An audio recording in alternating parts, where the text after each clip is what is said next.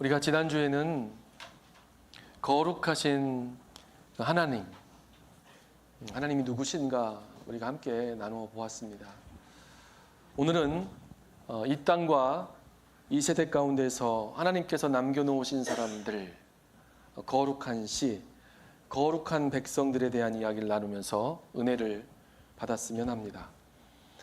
역대 이스라엘의 역사 가운데 가장 악한 왕이 있었습니다. 열왕기상 16장 30절로 33절 말씀 가운데 보면 이렇게 나와 있습니다.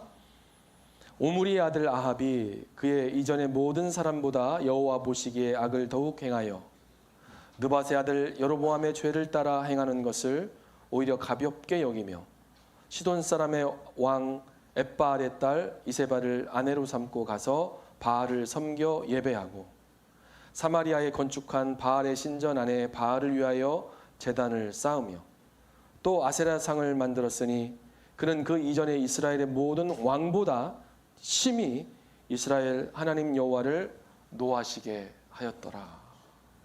여러분, 이스라엘 역사 가운데 가장 악한 왕이 누구라고 나옵니까? 오므리의 아들 아합이라고 말합니다. 그가 이전에 있었던 사람들보다 더욱 악하여서 여호와 보시기에 어땠다고요? 심히 악을 행했다라고 이렇게 말씀하고 있습니다. 그런데 이 아합 왕이 하나님을 버리고 악하게 된 데에는 그가 데려온 그 아내 시돈의 엣바알의 딸 이세벨의 영향이 결정적이었습니다. 이 엣바알의 딸, 이 엣바알, 이 말은 무슨 말일까요? 바알과 함께 있는 자라는 뜻입니다. 이 이세벨이 들어올 때 그가 섬기던 그 우상을 가지고 들어왔는데 그 우상이 뭐였다고요? 바알과 아세라 신이었다라는 것입니다.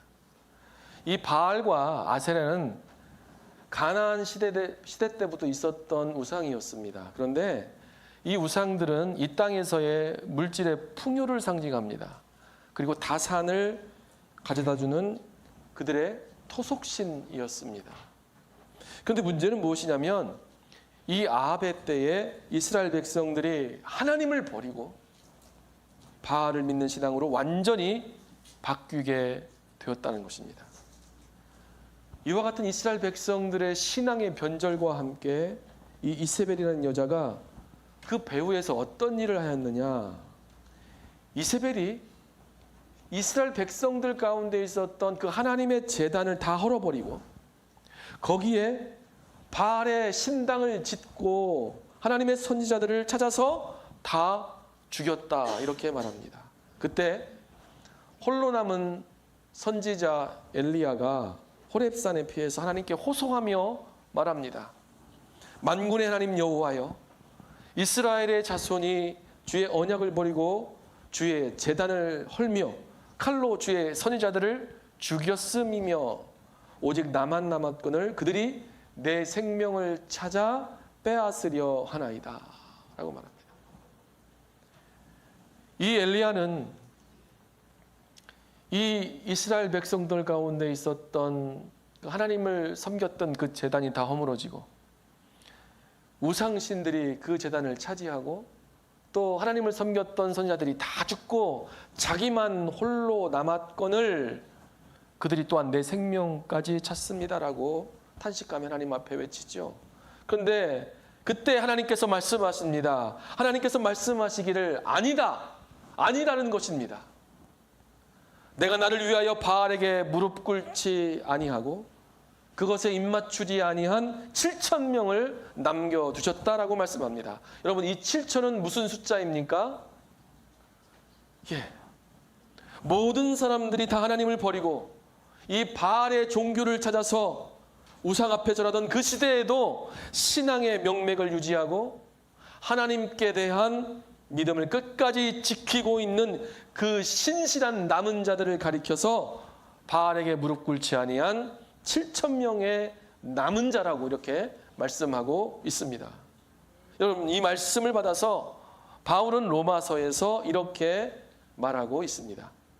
로마서 11장 5절 말씀인데요. 그런즉 이와 같이 지금도 은혜로 택하심을 따라 남은 자가 있느니라.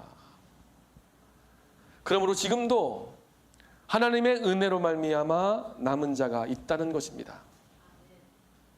아합 왕의 시대에 곳곳마다 바알의 산당에서 우상을 섬겼던 그 타락한 시대에도 이 바알의 우상 앞에 무릎 꿇지 아니한 하나님이 지키신 남은 자들이 있는 것처럼 지금도 은혜로 택하심을 입은 남은 자가 있다는 것입니다. 여러분, 그러면 오늘날 지금 이 시대에 이 인본주의와 또 물질주의적인 이 타락한 세속 문화 속에서 바알의 우상 앞에 무릎 꿇지 아니한 그 거룩한 남은 자는 누구입니까?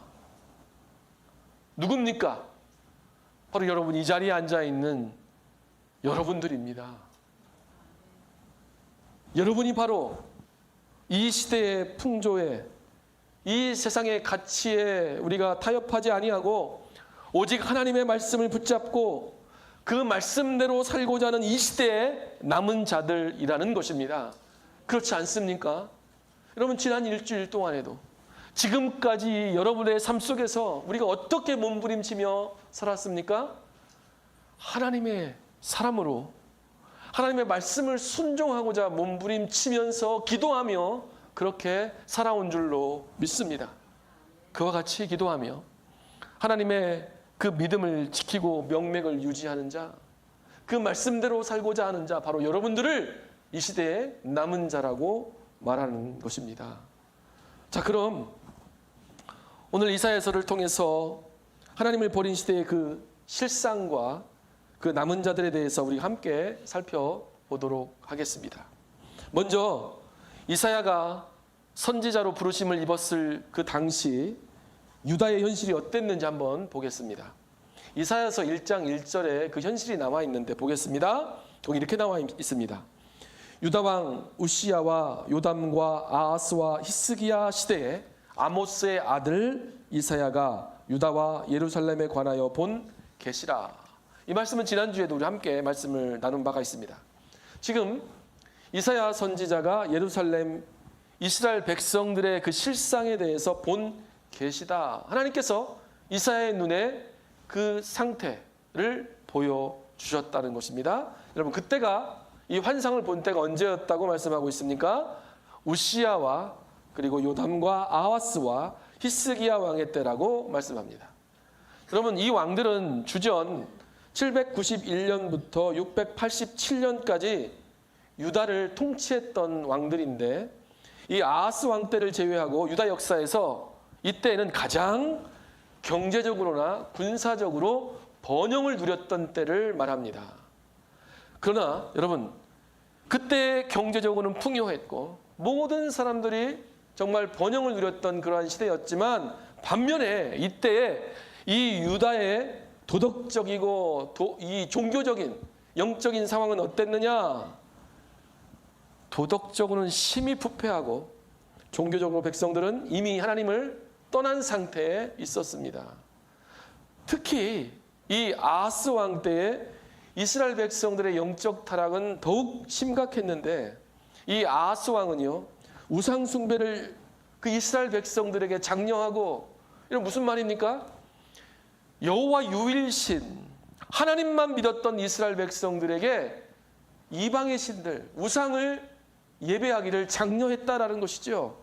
그리고 이 예루살렘 성전보다 다메섹에 있는 그 이방의 신전을 더 아름답고 더 좋아했습니다. 그래서 그 이방 신전의 그 제단을 본떠서 제단을 그 예루살렘 성전에 짓게 만들었습니다. 심지어 이 아하스 왕은 그 자식을 불태워서 드리는 인신 제사를 드렸던 인물로 그때가 얼마나 영적으로 타락한 시대였는지를 우리에게 잘 보여주고 있습니다.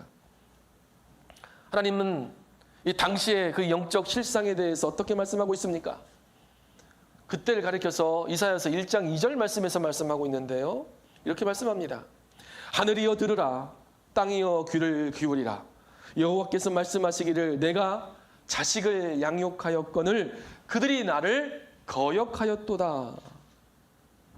그들이 하나님의 은혜를 저버리고 하나님을 어떻게 했다고요?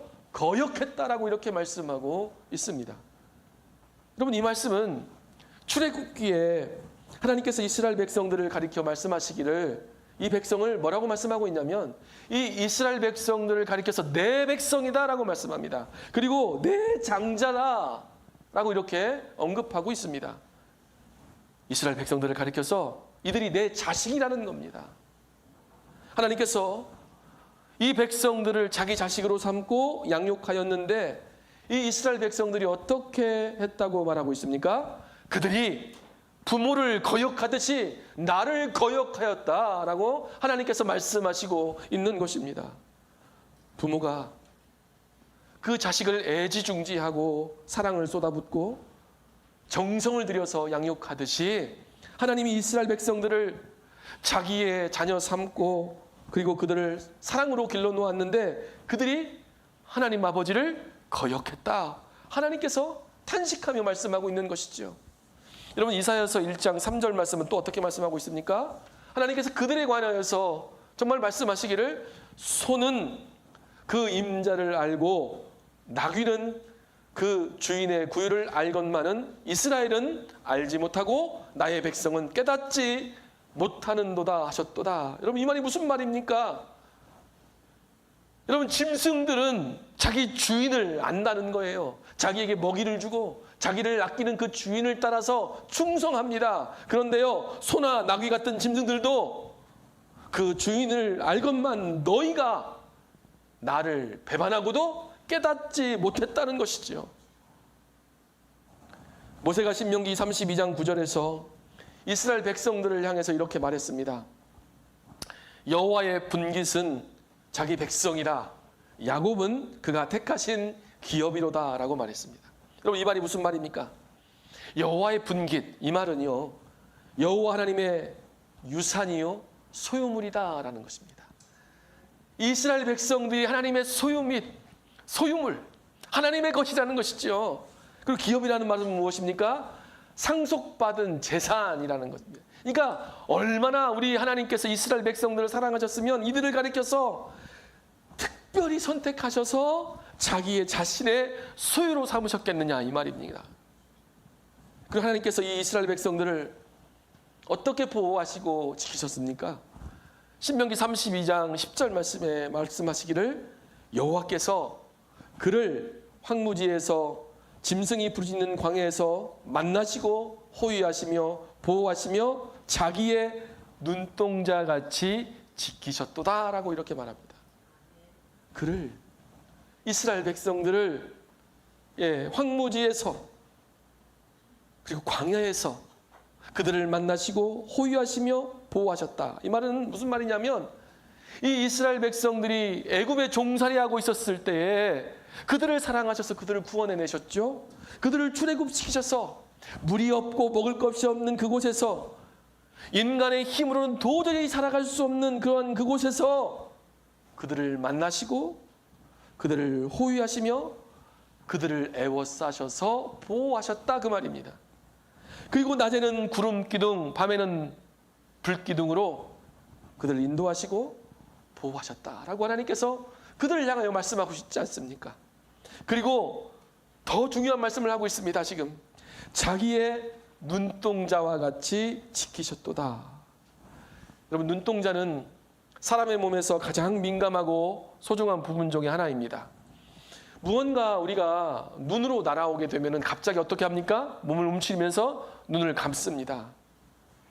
본능적으로 우리는 우리를 보호하기 위해서 눈을 감는 거죠. 그런데요, 이 눈동자와 같이 이스라엘 백성들을 지키시고 보호하셨다라는 그런 비유의 말씀으로 이야기한 것입니다. 그랬더니 그와 같이 이스라엘 백성들을 사랑했더니 이스라엘 백성들이 어떻다는 것입니까? 신명기 32장 15절 말씀 이렇게 말합니다. 그런데 여수르니 기름짐에 발로 찼도다. 네가 살찌고 비대하고 윤택함에 자기를 지으신 하나님을 버리고 자기를 구원하신 반석을 업신여겼도다. 여러분, 하나님께서 이스라엘 백성들을 가리켜서 여수른이라고 말씀하고 있습니다.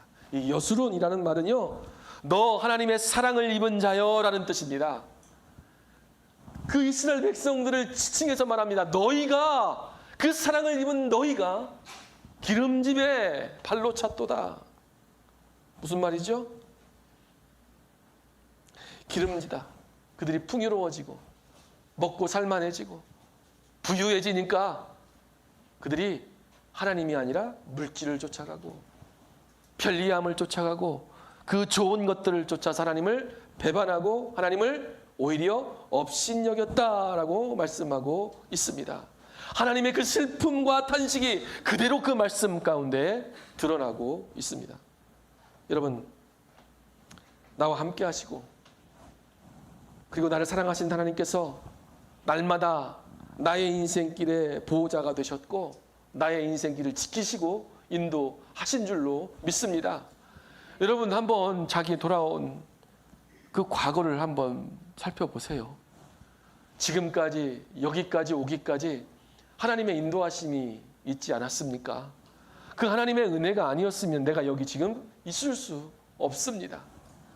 여러분, 우리가 우리에게 복을 주시고 또 한 일 나의 등 뒤에서 하나님께서 역사하셨고 나를 지키시고 보호하셨습니다. 그러므로 내가 그 하나님의 은혜를 절대 저버리는 삶을 살아서는 안 되는 줄로 믿습니다. 그러므로 여러분 고백하시기 바랍니다. 하나님, 감사합니다. 하나님의 은혜 내가 감사하고 찬송합니다라고 그렇게 고백하는 주의 백성들 될 수 있기를 축복합니다. 여러분, 두 번째로 하나님이 말씀하시는 그때 당시 이스라엘의 실상이 어땠느냐? 그들의 마음이 하나님을 떠났다. 그럼 우리들의 모습도 한번 돌아봤으면 좋겠습니다. 여러분들은 어떻습니까? 하나님의 마음을 느끼고 있습니까? 여전히 하나님을 사랑하시며 하나님의 은혜가 아니면 살 수 없다라고 고백하며 하나님 붙드는 삶을 살아가고 있습니까? 여러분, 하나님께서 이 이스라엘 백성들에게 말씀하고 있습니다. 그들의 삶 속에 하나님을 경외함이 없고 삶의 열매가 없다.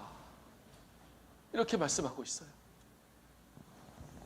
이사야서 1장 10절로 13절에 보면 내용이 좀 길지만 한번 보겠습니다.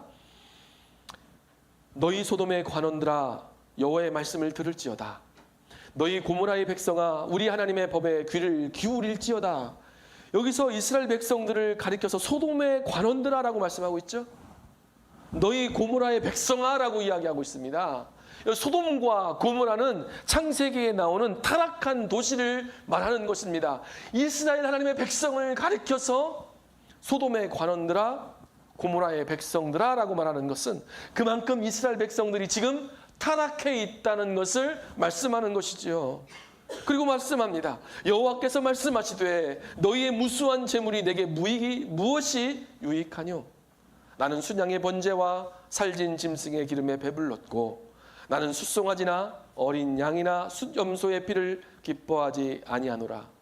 너희가 내 앞에 보이러 오니 이것을 누가 너희에게 요구하였느냐? 내 마당만 밟을 뿐이니라. 헛된 죄물을 다시 가져오지 말라. 분향은 내가 가증히 여기는 바요, 월삭과 안식일과 대회로 모이는 것도 그러하니 성회와 아울러 악을 행하는 것을 내가 견디지 못하겠노라. 이사야 선지자가 지금 예언할 그 당시에 이스라엘 백성들에게는 하나님을 예배하는 제사가 있어서 매일같이 상번제로 하나님 앞에 제사를 드렸고 또 안식일이 있었고 절기를 지켜 하나님을 예배했습니다. 그런데 그럼에도 불구하고 하나님께서는 이스라엘 백성들에게 지금 뭐라고 말씀하시고 있습니까? 날마다 제사가 이루어지고 예물을 드리며 안식일이 지켜졌지만 이스라엘 백성들이 하나님을 진정으로 경외하는 마음이, 하나님을 사랑하는 마음이 그들에게서 떠났다라고 이야기하고 있는 것입니다. 그러면 그들의 제사 가운데, 그들의 예배 가운데 무엇만 있었다는 이야기입니까? 형식만 있었다. 의식만 있었다는 것이죠. 그들의 예배 가운데 형식적이고 외형적이고 의식적인 그러한 예배와 제사만 있었지 진정으로 하나님을 사랑하는 마음이 없었다는 것입니다. 주의 전에 나와서 예배드리며 제사는 드렸지만 성전의 마당만 밟을 뿐이라고 주님께서 말씀하시고 있는 것입니다. 여러분, 우리는 어떻습니까? 우리는 진실로 우리 주님을 만나는 예배를 드리고 있습니까? 하나님 앞에서 종교 생활은 필요하지 않습니다. 하나님에 대한 진정한 예배 없이 우리가 주의를 지키고 헌금을 하고 봉사하는 것은 하나님이 기뻐하시지 않는 것입니다. 주님의 마당만 밟고 그냥 가는 것이지요. 하나님께서는 너희가 예배를 드린다고는 하나 그 속에 나를 사랑함이 없고 너희 삶 속에 악을 행하며 열매가 없는 삶을 사는 것이 우리 하나님의 눈에 보시기에 하나님이 견딜 수 없다라고 이 이스라엘 백성들을 향하여 말씀하고 있는 것입니다. 그 말씀이 지금 우리의 귀에 들릴 수 있기를 바랍니다. 이사야서 5장 1절로 2절 말씀에 이렇게 말씀합니다. 나는 내가 사랑하는 자를 위하여 노래하되 내가 사랑하는 자의 포도원을 노래하리라. 내가 사랑하는 자에게 포도원이 있으며 심히 기름진 사내로다. 땅을 파서 돌을 제하고 극상품 포도나무를 심었도다. 그 중에 망대를 세웠고 또 그 안에 술틀을 팠도다. 좋은 포도 맺기를 바랬더니 들포도를 맺었도다. 하나님께서 이스라엘 백성들을 향해서 그들을 데려다가 기름진 산에 심고 좋은 포도 맺기를 바랬더니, 여러분, 여기서 이 말씀 속에서 하나님께서 이스라엘 백성들에게 좋은 포도 맺기를 바랬다고 말하고 있습니다. 왜요? 나무가 어떤 나무였기 때문에 그들을 가리켜서 극상품 포도나무였다라고 말씀하고 있지 않습니까? 얼마나 사랑하고 귀하고 아끼는 나무였으면 극상품 포도나무였겠다고 말씀하겠습니까? 하나님께서 이스라엘 백성들을 얼마나 사랑하셨는지 그들을 애굽 바로의 손에서 크신 팔로 권능의 손으로 그들을 구원해 내셨다 말씀합니다.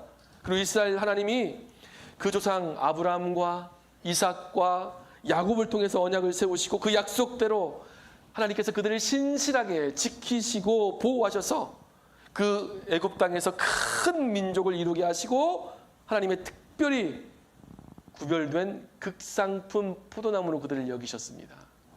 그들을 지키시고 가꾸셨지요. 이 극상품 포도나무인 이스라엘 백성들을 그 애굽에서 출애굽시키셔서 구원하여 내시다가 어디에다 심었다고 말씀합니까? 젖과 꿀이 흐르는 그 가나안 땅에다가 심고 하나님께서 울타리를 치고 술틀을 만들고 망대를 세웠다는 것입니다. 망대를 세웠다는 것은 외부의 위험으로부터 그들을 보호하셨다는 것입니다. 그리고 하나님께서 기대를 가지고 이스라엘 백성들이 좋은 포도 맺기를 바랬더니 무엇을 맺었다고요? 들포도를 맺었다라고 말하고 있습니다. 하나님의 탄식이 여기에 맺혀 있는 것입니다. 그들이 하나님의 기대를 저버리고 하나님께서 원치 않는 그 들포도를 맺어서 하나님의 마음을 실망시켜 드렸다는 것이죠. 왜 이렇게 하나님의 마음에 안타까움을 만들어 냈습니까? 이스라엘 백성들이 그들의 삶 속에서 신앙의 열매를 맺지 못했다는 것입니다. 그들의 종교 생활은 있지만 형식과 위선만 남고 삶 속에 진정한 열매가 없고 하나님을 경외하는 삶이 없었다. 이 이야기, 우리에 대한 이야기 혹시 아닙니까? 우리가 혹시나 우리의 삶 속에서 하나님을 만나는 것은 없고 하나님을 사랑하고 하나님을 예배 가운데 만나고 우리 일상 속에서 하나님의 그 은혜를 깨닫고 감격하고 감사하는 삶이 없고 우리가 종교 생활만 하고 있지는 않은지 우리가 돌아봐야 한다는 것이죠. 오늘의 메시지가 누구를 위한 메시지냐? 바로 우리를 위한 메시지인 줄로 믿습니다. 지금 교회 어디서나 예배는 풍성하게 이루어지고 있습니다. 여러분, 예배는요, 지금도 이 시간에 함께 예배드리는 곳곳에 많은 사람들이 다 예배드리고 있습니다. 그리고 어디서나 컴퓨터, 인터넷, 유튜브 영상으로 생생한 영상으로 예배 영상을 송출하고 누구나 맘만 먹으면 언제라도 예배에 들어가서 찬양을 드리고 그리고 말씀을 들을 수 있습니다. 그리고 때마다 기도회로 모이고 우리가 성경부 모임 또 우리 교인들 모임으로 교회에서 때마다 만나고 친교회 모임을 갖습니다. 그런데 우리 신앙인의 삶 속에 열매가 나타나고 있는가? 하나님이 묻는 것입니다. 신앙은 구호가 아닙니다. 삶인 줄로 믿습니다. 삶 속에서 하나님의 말씀대로 살고자 하는 몸부림이 있어야 합니다. 삶의 열매가 있어야 한다는 것이죠. 하나님께서 영적으로 타락한 이와 같은 시대에 한 선지자를 선택하셔서 이스라엘 백성 가운데 말씀하십니다. 말씀 보겠습니다. 지난주에도 우리 함께 보았는데 우리 이사야서 6장 1절 말씀에서 그때에, 여러분 그때가 언제였냐면 우시야 왕이 죽던 해에 이사야 선지자가 환상 가운데 천상에 있는 하늘 성전에 있는 주를 보았다고 했습니다. 그 거룩하신 하나님을 보았다는 것이죠. 그때 스랍들, 하나님의 천사들이 창화하면서 높은 보좌에 앉은 그 거룩하신 하나님을 보고 또 8절 말씀을 보니까 그들이 하나님의 음성을 들었다. 그렇게 말합니다. 이사야서 6장 8절을 한번 보겠습니다. 이사야서 6장 8절 거기 보니까 내가 또 주의 목소리를 들으니 주께서 이르시되 내가 누구를 보내며 누가 우리를 위하여 갈꼬 하시니 그때 내가 이르되 내가 여기 있나이다 나를 보내소서 하였더니 내가 또 주의 음성을 들으니 무슨 음성을 들었느냐? 내가 누구를 보내며 누가 우리를 위하여 갈꼬 하시니 그때 이사야가 어떻게 대답했습니까? 내가 여기 있나이다 나를 보내소서. 이사야가 반응했다는 것입니다. 저 범죄한 내 백성, 나를 버린 내 백성을 위하여 누가 가서 그들을 돌이키게 하겠느냐라고 이 하나님의 부르심에 이사야가 주여 내가 여기 있나이다 라고 응답했다는 것입니다.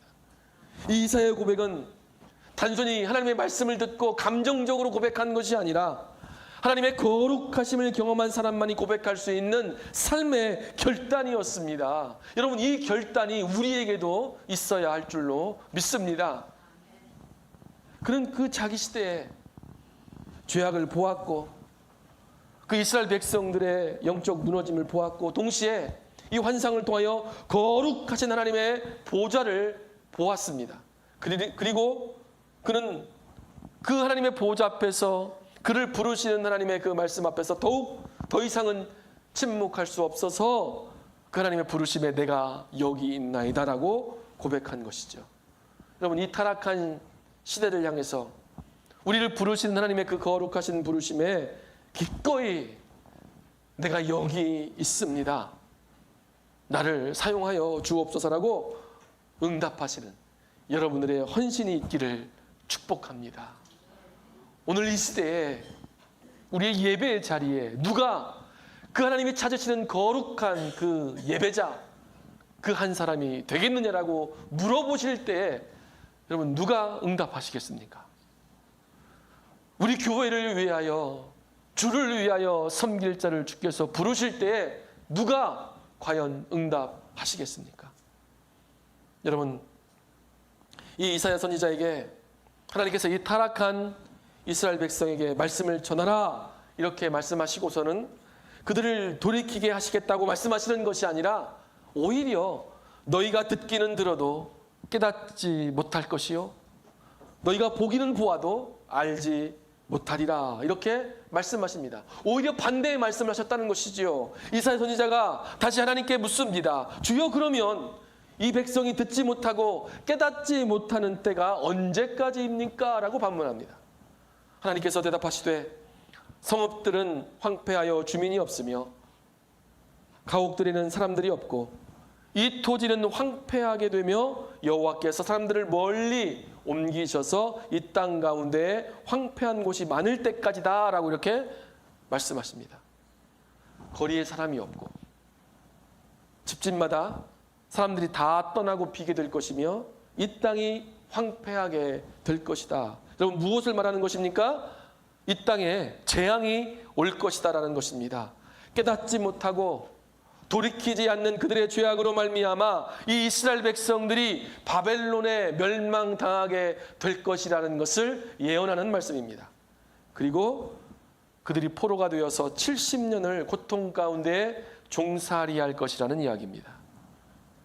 이사야 선지자가 이 환상을 보았었던 때가 우시야 왕이 죽던 해인 BC 740년경이었습니다. 그러면 남유다가 바벨론에 의해서 멸망한 때가 BC 586년경이었습니다. 그렇기 때문에 지금 하나님께서 이사야 선지자를 통해서 이미 154년 후를 내다보고 경고의 메시지, 심판의 메시지를 주시고 있는 것이지요. 여러분, 여기서 놀라운 사실은 이사야 선지자가 우시야와 요담과 아하스, 히스기야 시대에 있었는데, 여러분, 그 당시에 최대의 강대국은 누구였냐면 바벨론이 아니라 아수르였습니다. 그런데 이사야는 놀랍게도 후대에 일어날 바벨론 포로 사건을 예언합니다.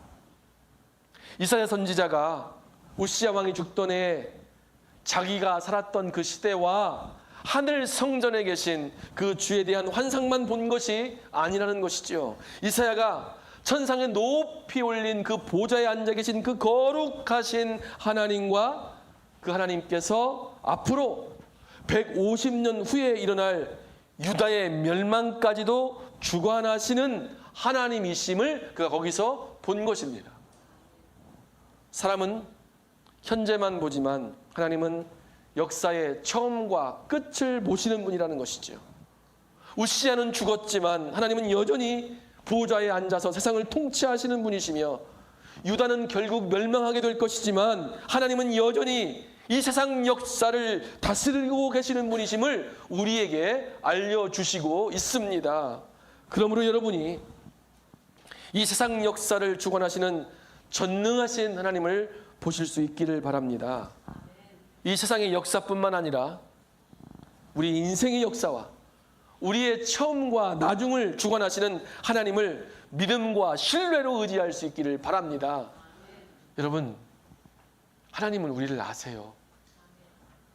우리의 지금을 아시지만 우리의 마지막도 아십니다. 그러므로 두렵고 떨림을 그 하나님 앞에서 하루하루를 내가 믿음으로 살아낼 수 있기를, 그 살아계신 하나님을 내가 늘 보기를 소원하실 수 있기를 바랍니다. 그래야 백성답게 살 수 있어요. 그런데 오늘 질문은 이것입니다.